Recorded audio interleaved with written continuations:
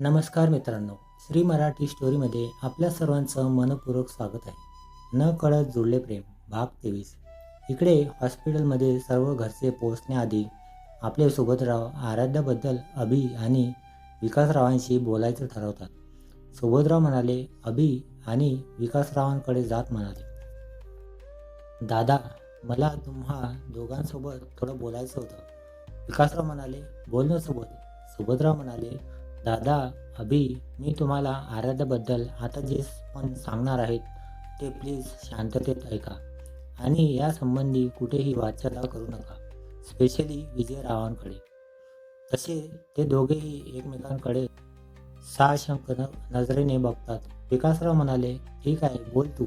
अभि म्हणाला, हो बाबा, यू डोंट वरी, आम्ही कुठेही काही सांगणार नाही. सुभद्राव म्हणाले, ठीक आहे, तर ऐका. आराध्या ही एक प्रायव्हेट डिटेक्टिव्ह आहे. अभि म्हणाला, what? How it is possible? I mean, she is an engineering student, right? Then there detective and all. I mean, I am totally confused. Vikasrao म्हणाले, हो सुबोध, म्हणजे बघ ना, ती अशी डिटेक्टिव्ह वगैरे कुठलाच तर्क लागत नाही. सुभद्राव म्हणाले, मी सांगतो सर्व. आराध्या आहे तर engineer, but she is extremely passionate about raw research and analysis wing. अभि म्हणाला, you mean research and analyze wing? Note, research and analyze wing हे एक फॉरेन इन्व्हेस्टिगेशन एजन्सी आहे जी की देशाचे हर एक प्रकारच्या प्रकरणाचे इन्व्हेस्टिगेशन करते. लाईक देशाचे काही आर्थिक प्रॉब्लेम असोत किंवा दहशतवाद रिलेटेड असो इत्यादी. सुभद्राव म्हणाले, यस माय सन. विकासराव म्हणाले, पण मग हे असं सर्व विजयरावांना याबद्दल? सुभद्राव म्हणाले, नाही, त्यांना याबद्दल काहीच माहीत नाही. विजयरावांना अजिबात आवडणार नाही तिने हे काम केलेलं. अभि म्हणाला, बट व्हाय? त्यांना त्यांच्या आवडत्या क्षेत्रात करिअर करू देण्यास काय हरकत आहे? सुभद्राव म्हणाले, it's not like that he don't fulfil आराध्यास dream or wish. It's just some messy stuff behind that. So that's why he is too much protective and practical for her. अभि म्हणाला, what kind of messy stuff it is? I mean, if you want to tell us so, but if not, it's fine with us, right dad? Vikasrao म्हणाले, right. सुभद्राव म्हणाले, तसं नाही अभि, ऐका तर, आराध्याची आत्या विद्या पाटील ह्या raw agent होत्या. तसं बघायला गेलं तर विजयराव आणि विद्या हे दोघे भाऊ बहीण होते, पण विजयरावांनी विद्याला अगदी मुलीप्रमाणे सांभाळलं होतं, कारण विजयराव आणि विद्यामध्ये नियर अबाउट 14 इयर्सचा गॅप होता. There mom dad expecting a baby girl after his birth, but because of some body issues it's not possible for them. But you know what miracle was happened after 14 years.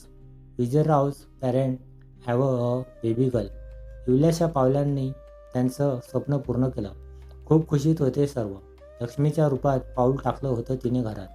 ती आल्यानंतर खूपच भरभराट झाली त्यांच्या घराण्याची.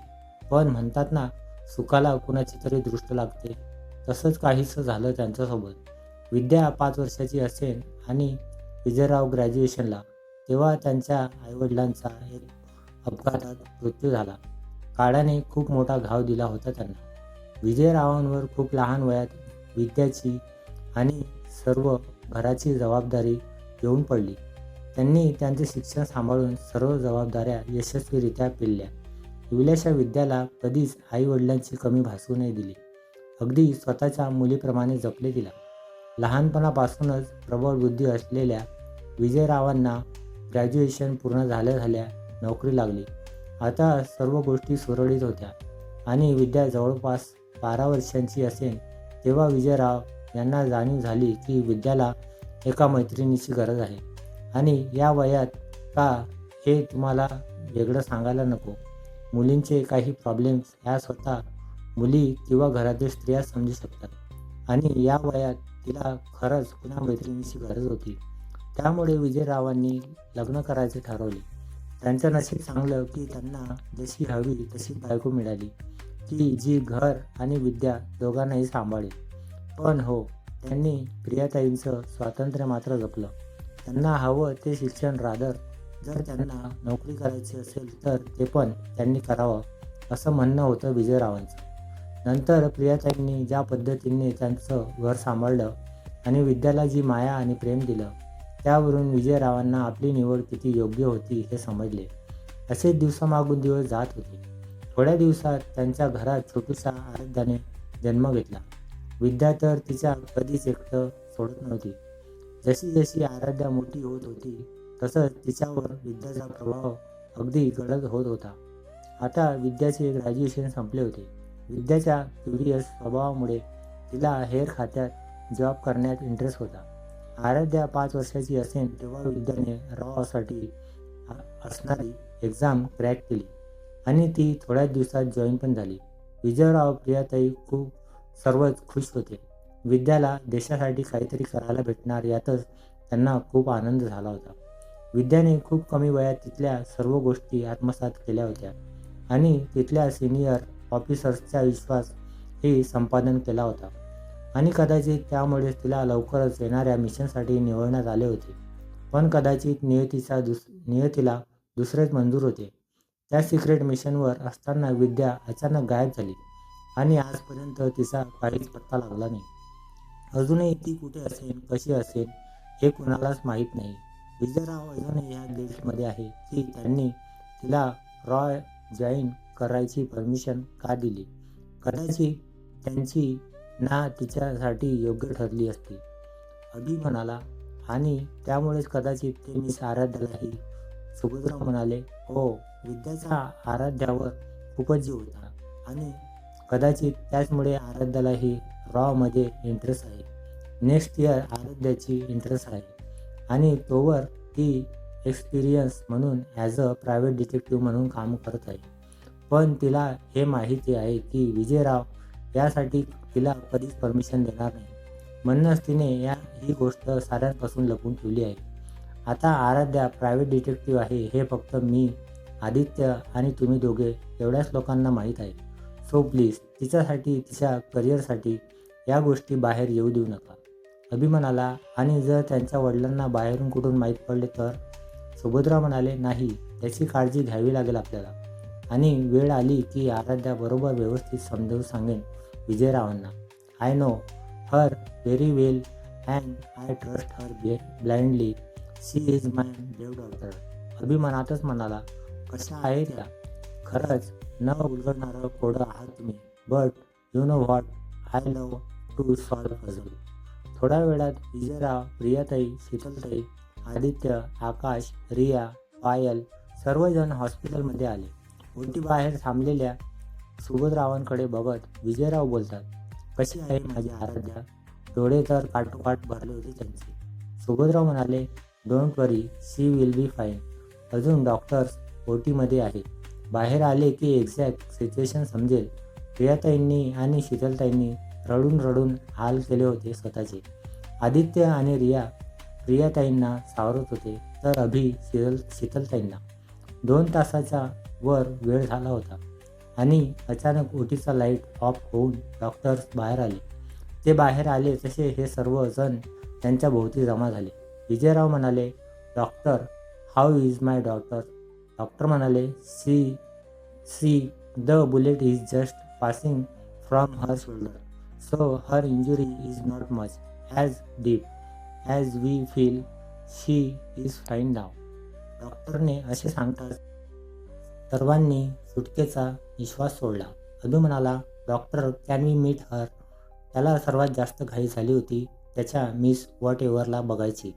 Doctor म्हणाले, not yet, but after 2 hours we shifted her in special room, so then you can. Abhi म्हणाला, thank you doctor.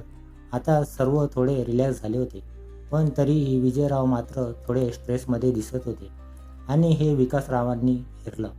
Vikasrao विजयरावांजवळ येत बोलतात, विजयराव, कसला एवढा विचार करताय? अहो, ठीक आहे आराध्या. विजयराव म्हणाले, नाही, ॲक्च्युली ते तिला बुलेट कशी काय लागली हाच विचार करते. आय नो की ती सुबोधराव यांच्यासोबत गेली होती, पण असं त्यांना विचारून त्यांच्यावर अविश्वास दाखवल्यासारखं होईल ना, म्हणून.